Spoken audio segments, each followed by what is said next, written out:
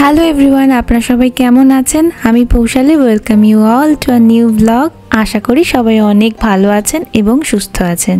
সাধারণত কোথাও থেকে বেরিয়ে ফিরে আসার পরে বেশ কিছুদিন আমি জামা কাপড়গুলো বা পুরো ট্রলি, ব্যাগ, লাগেজ সমস্ত কিছুই ওই দিন তিনেক তো সেই জায়গাতেই রেখে দিই।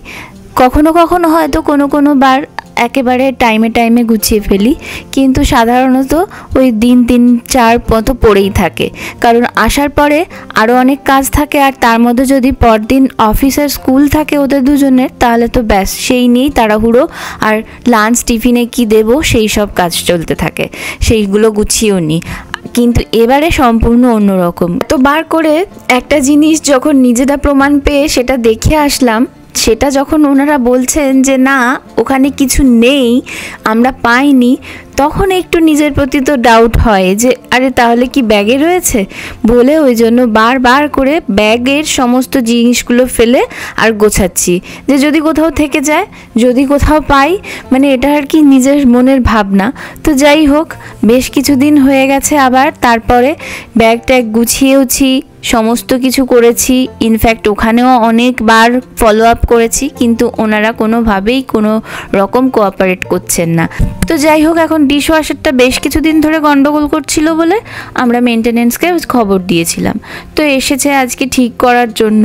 ভাবলাম বুঝি ডিশ ওয়াশারটাকে বার করেই না নিয়ে চলে যায়। দেখেছেন ওনার কাজ একেবারে পুরো মাটিতে শুয়ে টুয়ে পড়ে বেচারা কোথা থেকে কি যেন বার করে ঠিক করে দিল ডিশ ওয়াশারটা। ইনফ্যাক্ট ঠিক করে দিয়ে যাওয়ার পরে নিচে যা সমস্ত নোংরা ধুলো পড়েছিল সব আবার নিজেই ঝাঁট দিয়ে পরিষ্কার করে এখন এই জায়গাটা পুরো ক্লিন হয়ে গেছে। রাতে ডিশ ওয়াশারটা চললে বুঝতে পারবো ঠিক হয়েছে নাকি। ঠিক করে দিয়ে গেল, কিন্তু এখন না চললে বুঝতে পারবো না। চলুন ব্যালকনি থেকে বরং দেখি, রনের স্কুল বাসটাও এসে পড়ার টাইম হয়ে গেছে। যে মেনটেনেন্সের একটা ছোট্ট গাড়ি, এই গাড়িটাতে করেই এসেছিল। বাবা ছেলেটা এখনো নামেনি। যে রন স্কুল থেকে ফেরার পরে ওকে খাইয়ে টাইয়ে তারপরে গিয়ে একদম আমাদের বাড়ির কাছে একটা প্লাজা মতো আছে, ওখানে প্রতি বছর এপ্রিল মাসের থার্সডেগুলো করে এরকম প্রোগ্রাম হয়, তাই আসলাম একটু।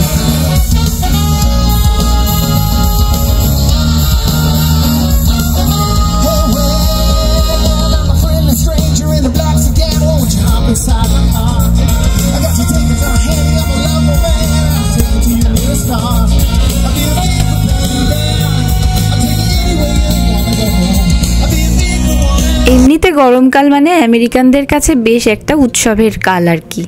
তো সেই জন্য স্প্রিং থেকে শুরু হয়ে যায় এদেশের নানা রকম প্রোগ্রাম, যেগুলো আউটডোর করা যায়। তো সেরকমই এটাও একটা সান্ধ্য অনুষ্ঠান। দীপের এক বন্ধু বলল যে আয়, তাই জন্যই আসলাম।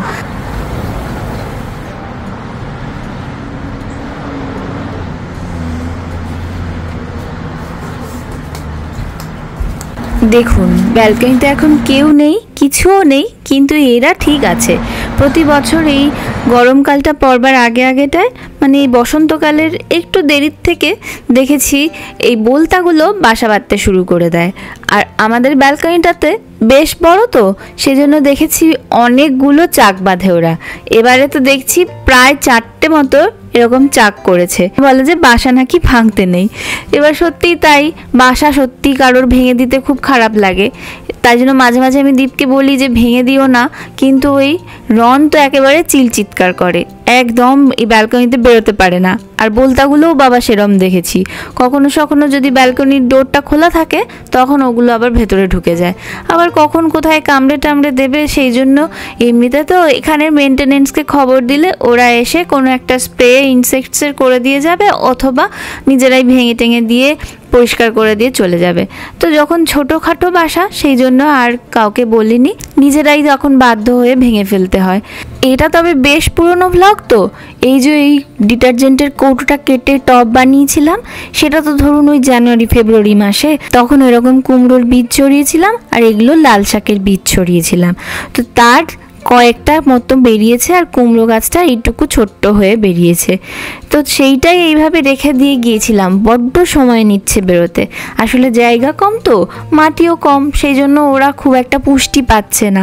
সেই জন্য এবারে দীপকে বলেছি যে গরমকাল পড়ছে, যদি একটা দুটো বড় গাছ এনে দাও। আসলে ওই যে আমাদের ব্যালকনিটায় যে এরকম কাঠের ব্যালকনি আর এরকম ফাঁকা ফাঁকা, সেই নিচে জল পড়বে জল দিলে, আর নিচে কিছু পেতে তবে গিয়ে করতে হবে। তাই গাছটা আনার ইচ্ছে আছে বলে একটু ওই জন্যই ব্যালকনিটা একটু পরিষ্কার করে নিচ্ছি। আর তাছাড়া গরমকাল পড়লে তখন এক আধবার ব্যালকনিটাতে এসে একটু বসাও যেতে পারে, কারণ না হলে তো শীতকালে ব্যালকনিতে মোটে আসা হয় না। তো সেই জন্য ব্যালকনিটাও পরিষ্কার করা চলছে। আর তাই বোলতার বাসাগুলোও ভেঙে দিতে হলো।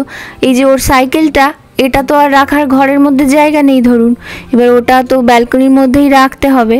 সেজন্য ব্যালকনি থেকে সাইকেল নিতে আসতে টাসতে গেলে তখন আবার যদি বোলটা টোলটা থাকে। তো যাই হোক, এদিকে ঘরদোর পরিষ্কার করা হয়ে গেছে। এবার এই মাস্কগুলো সেই কবে থেকে এনে পড়ে আছে, আজকে একটু মুখে মেখে নিই। শেষ পর্যন্ত মোটামুটি আমরা তো ক্যামেরাটা খুঁজে পাইনি, মানে অনেক বলে বলে খুঁজে পাওয়ার তো ব্যাপার না, জিনিসটা হচ্ছে গিয়ে চুরি হয়ে করে নিয়েছে চুরি, তো আর তো দেবে না। এতদিন ধরে তো আপনাদের মোটামুটি বলছিলামই, কারণ যখন দেখেছি জিনিসটা তখন তো ওটা কোথাও যাওয়ার কথা নয়, যদি না ওদের ওই ট্যাক্সি ড্রাইভারটা কিছু করে। তো যাই হোক, সেই নিয়ে বেশ অনেকদিনই আমাদের মন টন ভালো নেই। তার মধ্যে তো আবার ক্রমাগত সবকিছুর দাম বেড়ে যাচ্ছে। ওই ক্যামেরাটারই এখন প্রায় $150 দাম বেশি।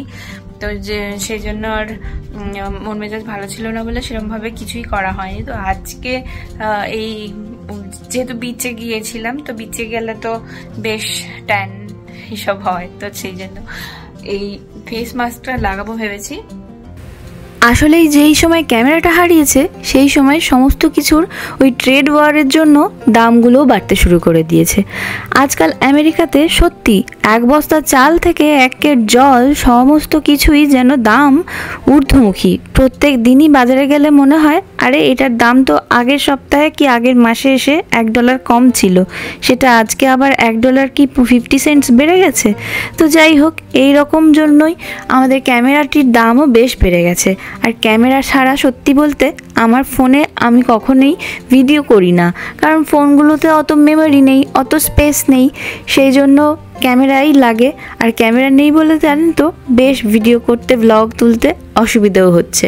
আর সেই জন্যই বেশ কিছুদিন ওই সময়টাতে ভালো করে ব্লগও করতে পারিনি, কারণ ব্লগ করতে গেলে সত্যি অনেকটা তুলে সেটাকে এডিট করার সময় অনেক কাটাকুটি করে তবে গিয়ে একটা হয়তো 1 ঘন্টার ক্লিপিংস থেকে ফুটেজ থেকে 15 মিনিট বেরোয়। তো সেই 1 ঘন্টা তোলার মতো ফোনগুলোতে জায়গা থাকে না, যেটা আমার ক্যামেরাতে হচ্ছিল। আমার ফোনে অত জায়গা নেই বলে সেই জন্য বেশ অসুবিধায় পড়েছিলাম। আর এখন যা দাম বেড়ে গেছে, আর যেই ক্যামেরাটা হারিয়েছি সেটার দামও নয় করে 40,000 মতো ছিল ইন্ডিয়ান কারেন্সিতে, আর এখন সেটারই আরও দ্বিগুণ বেড়ে গেছে। তো যাই হোক, এখন তো কোনো উপায় নেই। যাকগে, চলুন বাড়ির কাজ সেরে আজকে বেরিয়েছি। সামনে যেহেতু রনের সামার ভ্যাকেশন পড়বে, তো সেই জন্য এই স্কুলটাতে এসেছি যে ওই সামার ক্যাম্প হয় না, তো সামার ক্যাম্পের খোঁজ নিতে এসেছি।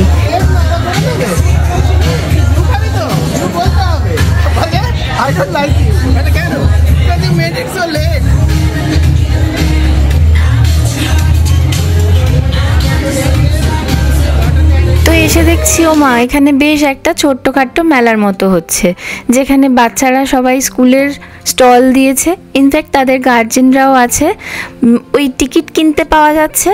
যে ফান যেই অ্যাক্টিভিটিগুলো হচ্ছে না, মানে যে গেমগুলো, ওই বেলুন বল ছুঁড়ে ছুঁড়ে মারছে, তারপরে রন এইমাত্র একটা জায়গায় বল ছুঁড়লো, তো ওখানে একজন ভদ্রমহিলা বসে রয়েছেন। আমি এটার একটা ছোট্ট মিনি ব্লগ শেয়ার করেছিলাম বেশ কিছুদিন আগে। তো যাই হোক, এইরকম অ্যাক্টিভিটিগুলো আছে, সবই ওই $2 করে দিয়ে খেলতে হচ্ছে। আর তার জন্য সকলের জন্যই এখানে প্রাইজ রেখেছে। ওই যা ওই বাচ্চাদের ছোটোখাটো জিনিস পছন্দ হয় আর কি, গুডি ব্যাগে দেয় সেই রকম। তার সঙ্গে রয়েছে আইসক্রিমের একটা ট্রাক আর ফুড ট্রাকও রয়েছে। আর ভেতরে এক জায়গায় গালে পেন্টিং করে দিচ্ছে, আর এরকম বেলুন, এই যে বেলুনের ডিজাইনে যে যা পছন্দ করছে ওখানে ডিজাইনগুলো রাখা রয়েছে, তার পছন্দ মতো ওখানে বেলুনটা উনি বেশ ডিজাইন করে বানিয়ে দিচ্ছে। তো যাই হোক, ওখানে গান, নাচ, ছোট্ট করে মিউজিক বাজানো, এই সমস্ত কিছুই হচ্ছিল। ওখানে ঘন্টাখানেক মতো সময় কাটিয়ে বাড়ি ফিরে গিয়েছিলাম। আর এবছর দেখুন, তখন ছিল এপ্রিল মাস, আর তাও বেশ ঠান্ডা ঠান্ডা। কিন্তু সকালে আজকে ছুটির দিন বলে ওই যে বললাম যে এবার কয়েকটা গাছ নিয়ে আসা হবে, তাই জন্য ব্যালকনিটা পরিষ্কার করে আর নিচে এইগুলো পাচ্ছি।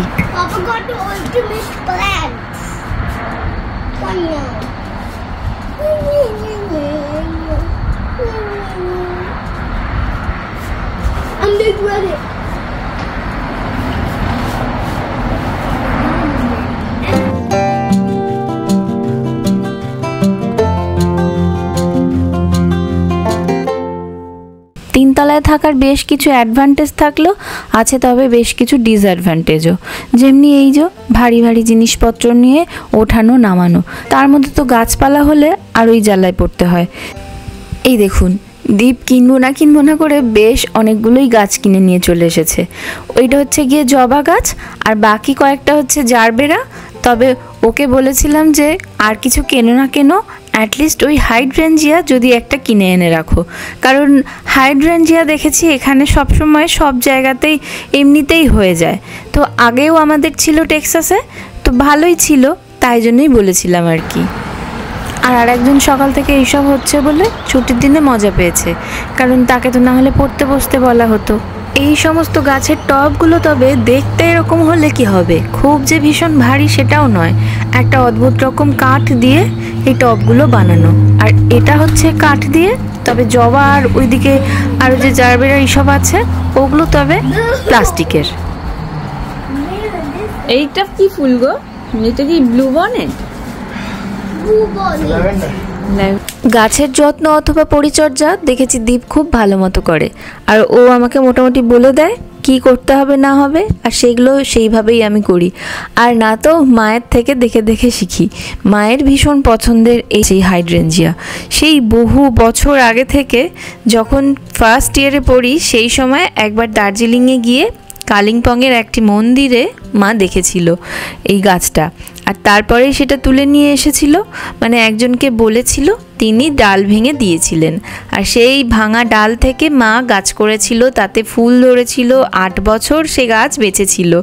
তারপরে হঠাৎ মরে গেছে, আর তারপর থেকে যে কত জায়গা থেকে মা সিমলা গেছে, দার্জিলিং আরও কতবার গেছে। ইনফ্যাক্ট মা যখন আমেরিকাতে এসেছিল, এখান থেকেও যখন যায় তখন কেবিন লাগেজের মধ্যে, মানে ব্যাগের মধ্যে গাছ নিয়ে গিয়েছিল, যাতে করে চেকিংয়ে ওনারা দেখে নিতে পারেন, পরে কোনো গন্ডগোল না হয়। তো কিছুই বলেনি, মা ডালটা নিয়ে যেতে পেরেছিল। তবে কখনোই কোনোবারই দেখেছে তারপরে আর বসিয়ে সে করতে পারেনি। সেই জন্য এই হাইড্রেঞ্জিয়া দেখলেই বা কিনে এনেছি এখন ঘরে, শুধুই মনে হবে মাকে বলি, কাল সকাল হতেই মাকে একবার দেখাবো যে দেখো তোমার পছন্দের জিনিস বাড়িতে এসেছে। যেমনি মায়ের পছন্দের জিনিস এসেছে, তেমন আবার এই পার্সেলটার মধ্যে আছে আমাদের পছন্দের একটা জিনিস। তারা দুজন না হয় স্কুল আর অফিস থেকে ফিরুক, তারপরে গিয়ে সন্ধেবেলায় অথবা রাত্রিবেলায় একসঙ্গে পার্সেলটা খুলে দেখবো যে কি এসেছে। এবারে বেড়াতে থেকে ফেরার পর থেকে দেখছি বাড়িটা যেন গুছিয়েই যাচ্ছি, গোছানো আর শেষ হচ্ছে না। এবার তবে পুয়ের্তো রিকোয় বেড়াতে গিয়ে ওখানকার এয়ারবিএনবিগুলোতে যে ওয়াশার ড্রায়ার ছিল, যেহেতু বিচে গিয়েছিলাম সেই জন্য ওই বিচ টিচের জামা কাপড় ভিজে বালি এই সব লেগেছিল বলে ওয়াশার ড্রায়ারে সব কিছু কেচে শুকিয়ে ভাঁজ করে নিয়ে এসেছি। ফলে এখানে আসার পরে কিছু কিছু হয়তো জামা কাপড় ছিল যেগুলো কাঁচা পরিষ্কারের ব্যাপার ছিল, বাকি তবে সব কিছুই কেচেই নিয়ে এসেছিলাম, তো ওটা খুব হেল্প হয়েছে। আর এই জামাটি, এটা হচ্ছে গিয়ে যাওয়ার আগে অর্ডার দিয়েছিলাম, বেড়াতে যাওয়ার আগে। ডেলিভার্ড হয়ে গেছে অনেক দিনই, কিন্তু পরে দেখা হয়নি, তো দেখে নিই যদি ঠিকঠাক না হয় তাহলে আবার রিটার্নও করতে হবে। তবে এটা রাখবো কিনা কোনো ঠিক নেই, কারণ যেহেতু ট্রিপ হয়ে গেছে, এরপর আরেকটা জায়গায় বেড়াতে যাওয়ার কথা হয়েছে আর কি, সেখানে যাব, তো সে জায়গাটা আবার এই ধরনের ড্রেস পরার মতো এখন ওয়েদার নয়, এখন একটু ওখানে ঠান্ডা ঠান্ডা। সো আমার ঠান্ডায় আবার একটু পা খোলা রাখলে অসুবিধা লাগে, তো সেই জন্য পা ঢাকা একটু জিনিস করলেই ভালো। তো এইসব ড্রেসগুলোতে ধরুন একটু বিচ বা মল বা শহরের মধ্যে ঘুরলে ভালো। তো যাই হোক, এখন ঠিকই, তবে দেখতে তো বেশ ভালোই লাগলো আমার। খুব এমন কিছু বেশি দাম নেয়নি, অ্যামাজনে দেখে অর্ডার করেছিলাম, বাট আসতে অনেকদিন টাইম নিয়েছে। Made in China. এদিককার সব কাজ মোটামুটি গোছানো হয়ে গেছে, এবার একটুখানি কিচেনে যাই, রান্না কিছু বাকি আছে সেগুলো করব। ওই কয়েকটা বোনলেস চিকেন আর কি রাখা ছিল, তো ভাবলাম আর চিলি চিকেন করব না, তার জায়গায় একটু অন্যরকম কিছু করে নিই।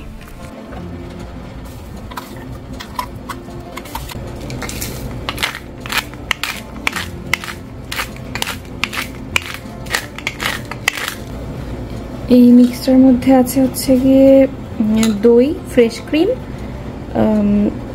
গোলমরিচ গুঁড়ো, চাট মশলা, আর কাসুরি মেথি, আর হচ্ছে গিয়ে যেন একটা দিলাম গরম মশলা 1 চামচ করে। আর এইটার মধ্যে রয়েছে ধনেপাতা, পেঁয়াজ, কাঁচা লঙ্কা, কাজু বাটা আর কাজু বাদাম।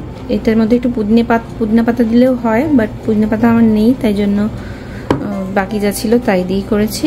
আর তার আগে চিকেনটাকে আদা, রসুন, একটু লেবুর রস আর নুন দিয়ে ম্যারিনেট করে রেখেছিলাম।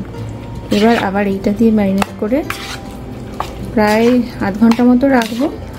আর যদি মনে হয় যে রাখবো না, তাহলে না রাখলেও হবে। এদিকটা ততক্ষণ ম্যারিনেট হয়ে যাক, আর ওদিকে যাই গিয়ে রনের স্কুল বাসটা আসার সময় হয়ে গেছে, তো ওকে নিয়ে চলে আসি। তারপরে ওকে খাইয়ে টাইয়ে নিয়ে আর রান্নাটা বসাবোক্ষণ।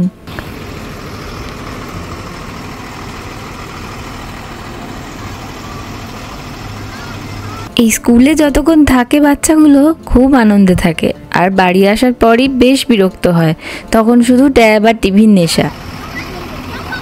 লাইব্রেরি থেকে বই তোলার রনের খুব নেশা। স্কুলের লাইব্রেরি যদি কোনোদিন মিস হয়ে যায়, মানে ওই ধরুন কোনো ডাক্তারের কাছে অ্যাপয়েন্টমেন্ট আছে বা কিছু, আর সেটা ওর হয়তো লাইব্রেরির দিনে পড়ে গেছে, খুব বিরক্ত হয়, এত রাগারাগি করে সে। ওই জন্য সেদিন থেকে ওর লাইব্রেরির একটা কার্ড করে নিয়েছি, যে লাইব্রেরিতে যাবে, গিয়ে বই টই নিয়ে আসতে পারবে। কিন্তু ও বলে ওর স্কুলের লাইব্রেরিটাই নাকি বেশি পছন্দ, ওখান থেকেই বই তোলা তার পছন্দ। যাই হোক, বাড়ি এসে আর চিকেনটা রান্না করে নেওয়া হয়ে গেছে। তো ওটা আর কিছুই না, সমস্ত মশলা দিয়ে তো ম্যারিনেট করে রেখেই দিয়েছিলাম। এরপর শুধু কড়াইতে একটুখানি তেল দিয়ে তাতে গোটা গরম মশলা দিয়ে, আর তেলটা গরম হয়ে গেলে চিকেনটা ঢেলে আর একটু লাগা লাগা করে ভেজে নিয়েছিলাম। সেদ্ধ হওয়ার সময় একটু জল দিয়ে দিয়ে ঝোলটা বাড়িয়ে নিয়েছিলাম, আর ওপর থেকে কাসুরি মেথি ছড়িয়ে আর একটু ফ্রেশ ক্রিম অ্যাড করে দিয়েছি। তবে চলুন আজকের মতো ব্লগখানা এখানেই শেষ করি।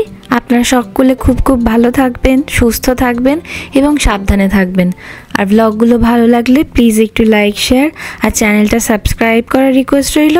আর ফেসবুক থেকে যারা দেখছেন তারা প্লিজ পারলে একটু ফলো আর শেয়ার করে দেবেন। অনেক অনেক ধন্যবাদ ভিডিওটা দেখার জন্য।